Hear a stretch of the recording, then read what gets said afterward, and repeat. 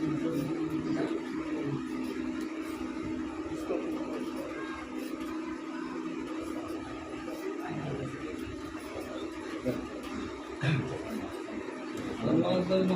وآل محمد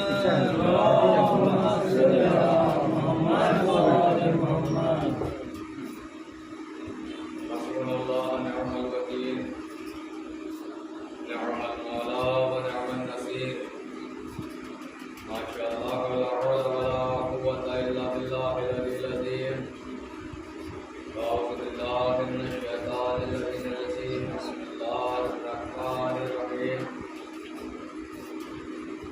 الحمد لله رب العالمين الصلاة والسلام على سيد المرسلين سيدنا شفيعنا حبيبنا نبينا وطبيب قلوبنا أبو بكر بن الحسن ذات الحسن والحسن مولانا أبي القاسم محمد اللهم صل على محمد وعلى سيدنا الطاهرين المعصومين المنتقمين المنتقمين المظلومين ولعن الله على أعدائهم أجمعين ولعن الله على غاصبين مبتلين ولعن الله على مبتلين فضائلهم ومصائبهم وشجرتهم وسخاوتهم وإخلاصهم وجلالتهم وعنايتهم وولايتهم وطهارتهم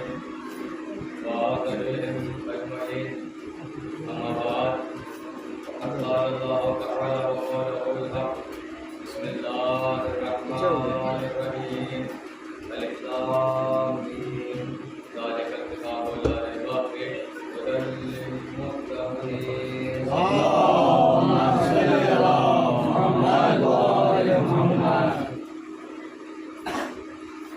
حضرات کرام قدر دوستان ملت عزاداران مظلوم کربلا گرسداران سید الشہداء مسلسل اور مستقل ایک موضوع آپ کی خدمت میں پیش کیا جا رہا ہے اور امید کے مطابق اس کا رسپانس بھی اچھا مل رہا ہے مومنین دلچسپی لے رہے ہیں اذان گرامی بس اسی کے متعلق چند باتیں کہ ارشاد ہوا کہ یہ وہ کتاب ہے کہ جس کے اندر کسی بھی طرح کے شک و شبہ کی گنجائش نہیں ہے اگر کسی نے قرآن کے ایک حرف پہ بھی شک کیا تو وہ کافر ہو جائے گا بے شک اچھا اللہ نے اتنی سختی کیوں برتی ہے ایک حرف پہ شک کرو گے تو کافر ہو جاؤ گے اتنی سختی کیوں برتی ہے کیا تمہیں معلوم نہیں یہ قرآن کچھ اور نہیں ہے بلکہ یہ قرآن اہل بیت کا قصیدہ پڑھ رہا ہے یعنی پتہ چلا کہ اللہ کہہ رہا ہے کہ اہل بیت کے قصیدے میں صلوات پڑھیں گے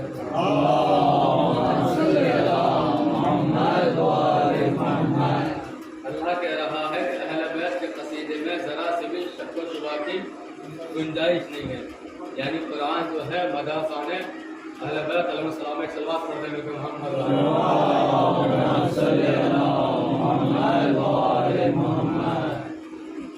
تمہیں حسین بلائے گا خود ہی لوگوں کو ہمارا کام ہے فرش اعضا بچھا دینا سبحان اللہ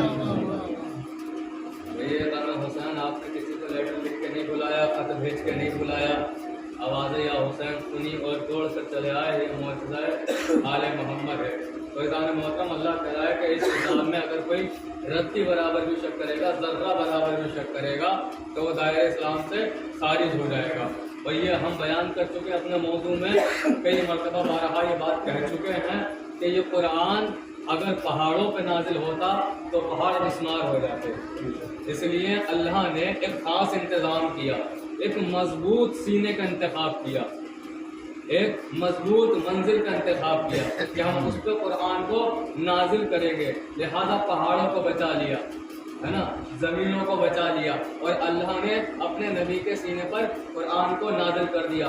اب اس نبی کے بارے میں اللہ کا کیا ارشاد ہے؟ اس اللہ کا ارشاد ہے وَمَا يَنطِقُ عَنِ الْهَوَىٰ, میرا نبی جو ہے اپنی مرضی سے کوئی کلام نہیں کرتا, اپنی مرضی سے کوئی کام نہیں کرتا. یعنی پتہ چلا کہ اگر نبی کچھ کہہ رہے ہیں تو سمجھو اللہ کہہ رہا ہے, نبی کچھ کر رہے ہیں تو سمجھو اللہ کر رہا ہے. یعنی پتہ چلا کہ اگر نبی کسی کو کتا کہہ رہے ہیں جموں میں تو وہ نبی نہیں کہہ رہے ہیں بلکہ اللہ کہہ رہا ہے. نبی کسی کو بزم سے بھگا رہے ہیں تو نبی نہیں بھگا رہے, اللہ بھگا رہا ہے. جو ہے نا آپ کی بھائی, ہم نے کچھ ایام پہلے ایک موضوع بیچ میں چھیڑ دیا تھا خلافت کے بارے میں کہ انی جاعل فی الارض خلیفہ, اس پہ بھی گفتگو ہوئی تھی کہ یعنی اس سے یہ پتہ چلا کہ ہم اس خلیفہ کو مانتے ہیں جو خلیفہ اللہ کی طرف سے بنایا جاتا ہے.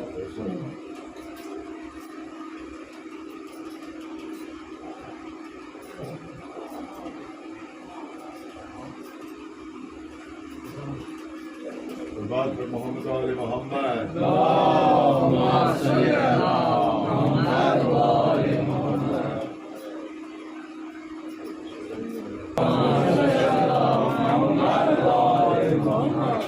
تو ہمارا کہنے کا مطلب یہ تھا کہ ہم اس کو مانیں گے کہ جس کو قرآن کہہ رہا ہے, جس کو اللہ بنا رہا ہے. جس کو امتیں بنائیں گی اس کو ہم نہیں مانیں گے.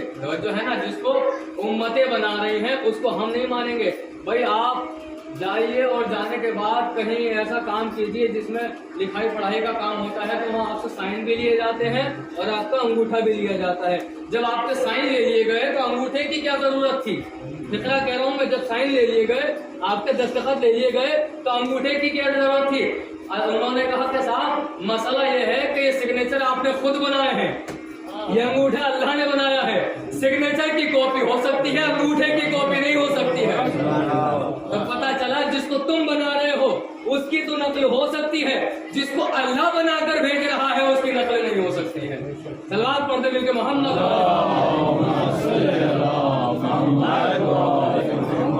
نبی کریم کا پہلا اور آخری حج, پہلا اور آخری حج, ایک ہی حج ہوا ہے نبی کا. جو لوگ کہتے ہیں کہ آخری حج پہلا اور آخری حج ہے نبی کریم کا, کہ آ رہے ہیں. جب حج سے واپس لوٹ رہے تھے آواز آ گئی اللہ کی, اے رسول اب وہ پہنچا دیجئے کہ جو ہم نے آپ تک پہنچا دیا. اور سنیے, اگر یہ نہ پہنچایا تو گویا آپ نے کار رسالت کا کوئی کام انجام نہیں دیا. یعنی اللہ بتا رہا ہے نبی کے ذریعے کہ ذاکرین کو, خطبہ کو, علماء کو, اگر تم نے قدیر نہ پڑھی تو سمجھو کچھ نہیں پڑھا. مجمع سے کہہ رہا اگر قدیر نہیں سنی تو سمجھو کچھ بھی نہیں سنا.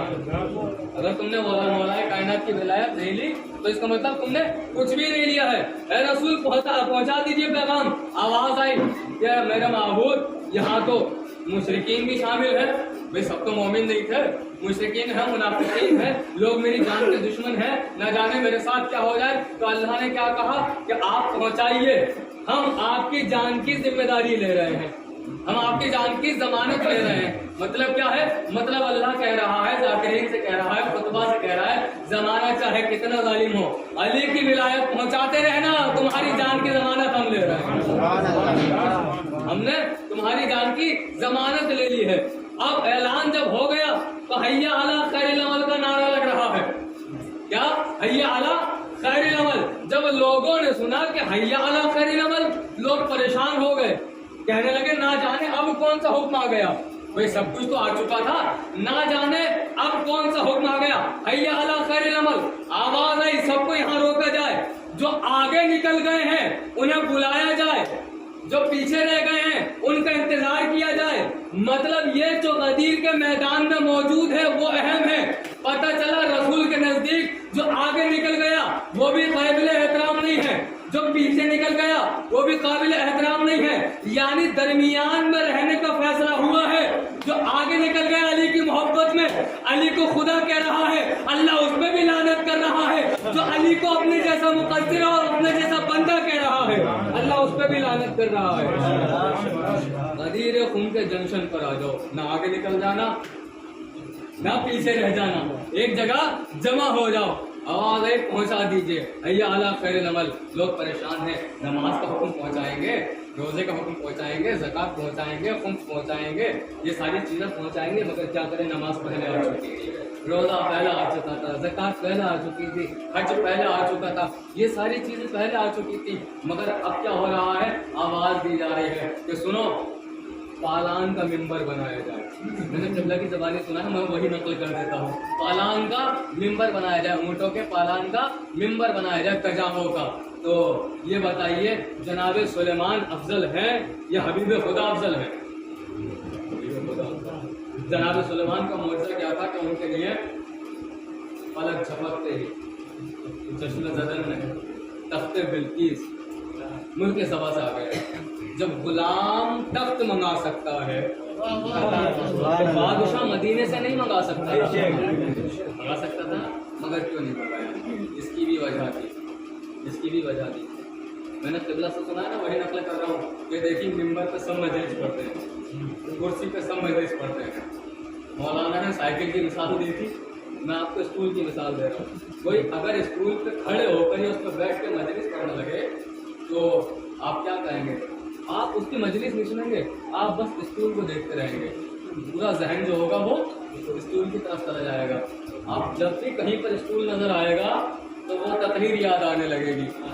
اب عربوں کا رشتہ اونٹوں سے بڑا پرانا تھا. جب اونٹ پہ سوار ہوتے ہیں تو پالان پہ بھی سوار ہونا پڑتا ہے. لہذا اللہ کے نبی نے یہ انتظام کیا کہ جب جب یہ اونٹ پہ سوار ہوں گے, جب جب پالان پہ بیٹھیں گے, جب جب پالان کو دیکھیں گے, علی کی ولایت یاد آ جائے گی.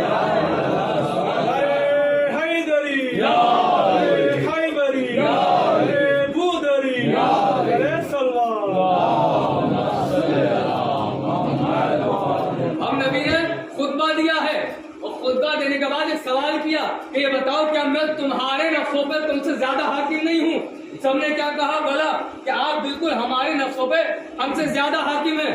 فرمانے لگے اگر میں کہوں کہ اس پہاڑی کے پیچھے ایک لشکر ہے جو تمہیں برباد کرنے آ رہا ہے, تم پہ چڑھائی کرنے آ رہا ہے, یقین کرو گے؟ نبی اللہ آپ نے کہا ہے تو ضرور یقین کریں گے. کہنے لگے اگر تم جا کر دیکھو وہاں کوئی لشکر نہیں تو کیا کرو گے؟ کہیں گے کہ ہماری آنکھیں دھوکہ کھا رہی ہیں.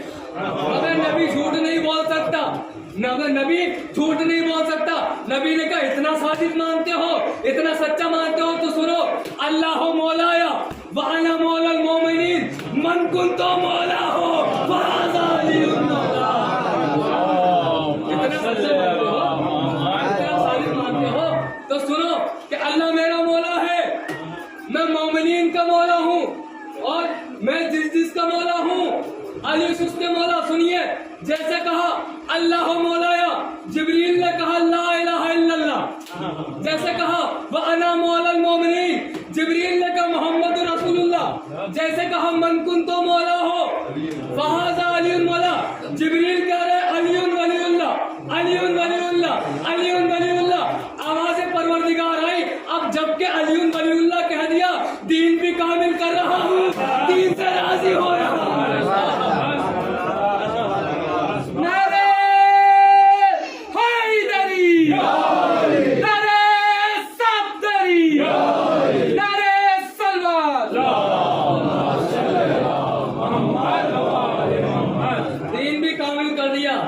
اب تو علی آ گئے نا تو پتہ چلا دین کامل نہیں ہوتا ہے بنا علی کے. جب نبی کا دین بنا علی کے کامل نہیں ہو رہا ہے, ہمارے سجدے, ہمارے روزے, ہماری خیرات, ہماری عبادتیں بنا علی کے کیسے قابل قبول ہوں گی؟ تو پتہ چلا اگر عبادتیں قبول کروانی ہے تو پہلے اس دل میں علی کی ولایت شامل کرو, علی کی محبت اس دل میں رکھو. انشاءاللہ لطف آئے گا کہ جس کے دل میں علی کی محبت نہیں ہوتی, ولایت نہیں ہوتی, اس کا حشر کیا ہے. اور یہ بھی سنیں گے انشاءاللہ. میں بڑھ رہا ہوں, مرحلے کی طرف آ رہا ہوں کہ سنیے کیا اعلان ہو گیا من کنت مولا ہو فہذا علی مولا. اب کچھ حسدزادوں نے کہنا شروع کر دیا بکن بکن. پوری تاریخ آپ کے سامنے ہے, انہوں نے ظاہراً کہہ دیا تھا, مگر سنیے یہ جب اعلان ہو گیا تو اب وہ کچھ لوگ تھے, سمجھ رہے ہیں نا, وہ سب سے پیچھے کھڑے تھے, وہ کچھ لوگ تھے, اب ان کی ہمت نہیں تھی کہ سیدھے سیدھے کہہ دیں. کچھ لوگ تھے جن کی ہمت نہیں تھی کہ سیدھے سیدھے نبی سے سوال کر لیں. انہوں نے ایک مہرہ تیار کیا, ایک پیادہ تیار کیا, کیا ہم بچ جائیں, اگر کوئی عذاب آئے تو اس پہ آ جائے. دیکھ رہے ہیں اس پہ عذاب آ جائے. بھائی تم تو نئے نئے مسلمان ہوئے ہو, آج کل کے آ رہے ہو نبی کے ساتھ, نئے نئے مسلمان, تم جا کے سوال کرو اور پوچھو کہ بتائیے کہ ہم میں سے کسی کو کیوں نہیں بنایا, علی کو کیوں بنایا؟ اور اگر اپنی مرضی سے بنایا ہے تو معاذ اللہ آپ پر عذاب, اور اگر اللہ کی مرضی سے بنے ہیں تو مجھ پر عذاب آ جائے. اتنا ہی کہہ رہا تھا کہ آسمان سے پتھر آ ہی گیا, آسمان سے پتھر آ ہی گیا. اللہ نے بالکل بھی دیر نہیں کی. میں کہوں گا معبود اتنی مہلت دے دیتا کہ بیوی بچوں سے مل لیتا, اور جو ہے آپ یہ نہیں ہے, معبود اتنی مہلت دے دیتا کہ جو سامان خریدنے والا تھا یہاں سے جانے کے لیے اتنی مہلت تو دے دیتا. اللہ نے کہا نہیں, علی کا دشمن تھا, فوراً مارنا تھا. علی کا دشمن ہمیں ایک لمحے کو برداشت نہیں ہے, ایک لمحے کو بھی برداشت نہیں ہے. اب بتائیے کس کا دشمن تھا, کس کا دشمن تھا؟ علی کا دشمن تھا نا. کس کا دشمن تھا؟ علی کا دشمن تھا. مارا کون رہا ہے؟ اللہ. خیبر میں کس کا دشمن تھا؟ اللہ کا. مار کون رہا تھا؟ بے خندق میں کس کا دشمن؟ اللہ کا. مارا کس نے؟ علی نے. یعنی جو جنگیں ہوئی ہیں اس میں سارے دشمن تھے اللہ کے, اور مارنے والا تھا علی. یہ پہلا مقام ہے جہاں پہ دشمن تھا علی کا, مارنے والا تھا اللہ. میری سمجھ میں نہیں آ رہا میں کیا کہوں, مگر اتنی بات سمجھ میں آ گئی, شاید علی میں اور اللہ میں کوئی فیصلہ ہو گیا. علی میرے دشمن کو تو مار, تیرے دشمن کو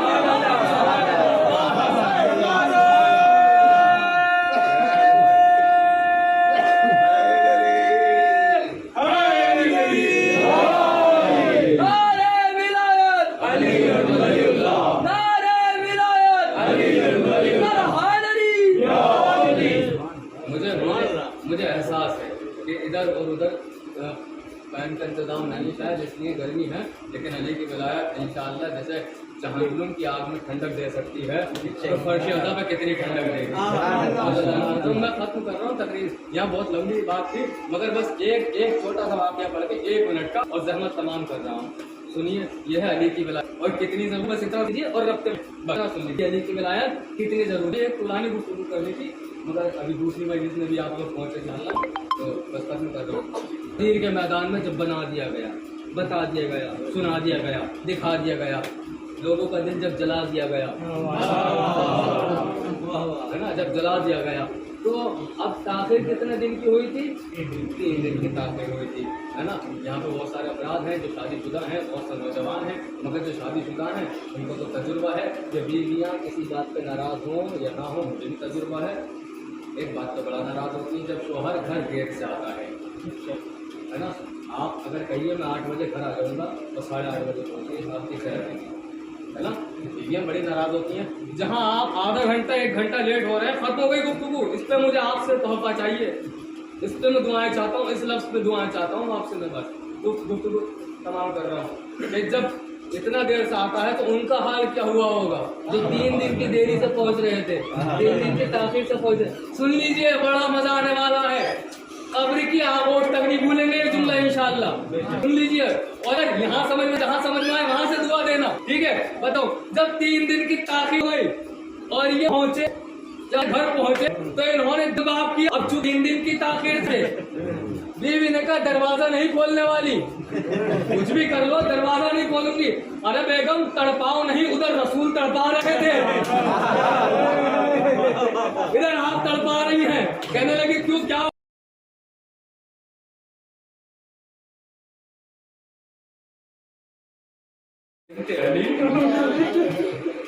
لکھو زینب بنت علی عباس کے ہاتھ سے قلم چھوٹا کہ مولانا نے پوچھا عباس کیا ہوا, کیوں نام نہیں لکھتے؟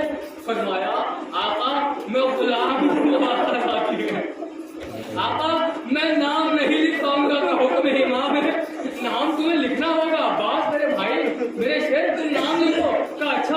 اب جب فہرست بن گئی, جب جناب زینب کا بھی نام اس میں شامل ہو گیا, اب حسین فہرست پڑھ رہے ہیں, حسین ابن علی, عباس ابن علی, اکبر ابن حسین, اصغر ابن حسین, قاسم ابن حسن, سب کے نام پڑھ رہے ہیں. اب آئے ہیں زینب بنت علی کے نام پر.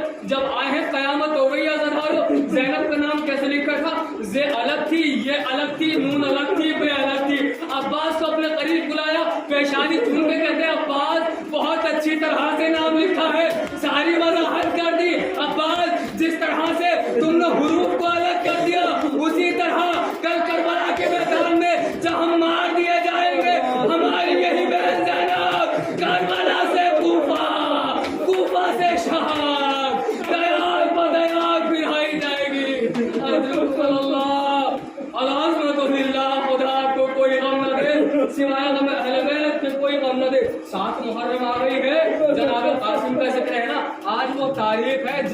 पानी खत्म हो गया था खैमों में, बंद नहीं हुआ था, आज खत्म हो गया था। अब पीने के लिए एक कतरा आग न था ख़याम हुसैनी में, बिल्कुल पानी नहीं था।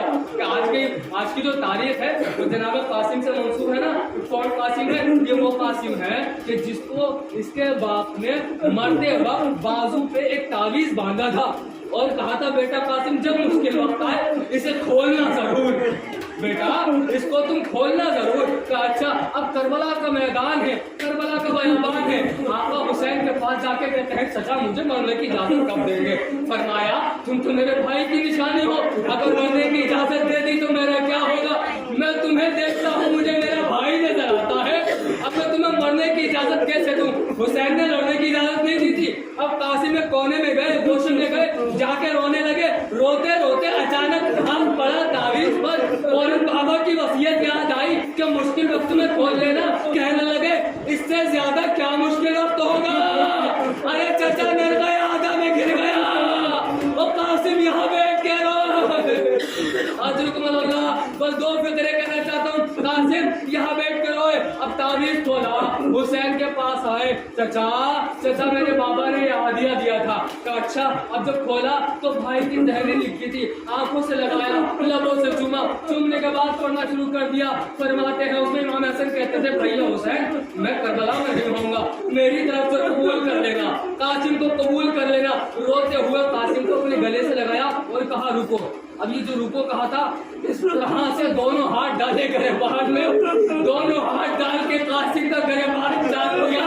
मौला ये गरेबान क्यों चाक कर रहे हैं? कहने लगे हो सकता है फौजी आगा गरेबान चाक देख के समझ जाए ये यतीम हसन है, ये यतीम हसन है। लोग कासिम मैदान में गए हैं, सबको कत्ल कर रहे हैं।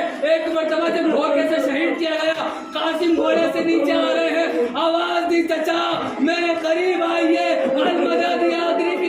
आवाज दे रहे हैं। इधर से हुसैन चले, हुसैन को आता हुआ देख कर एक मरतबा फौजों में तलातुम हुआ। इधर के घोड़े उधर होने लगे, उधर के घोड़े इधर होने लगे। घोड़ों की टापों के दरमियान 13 साल का दूल्हा बामाल हो गया। अरे हुसैन आगे बढ़े, कासिम की लाश के टुकड़े चुनते हैं। अचानक महसूस हुआ कोई काले लिबास वाली बीवी हुसैन से कह रही है मेरे लाल परेशान न होना, मैं तेरे साथ साथ कासिम की लाश के टुकड़े चुनूंगी, मैं कासिम की लाश के टुकड़े चुनूंगी।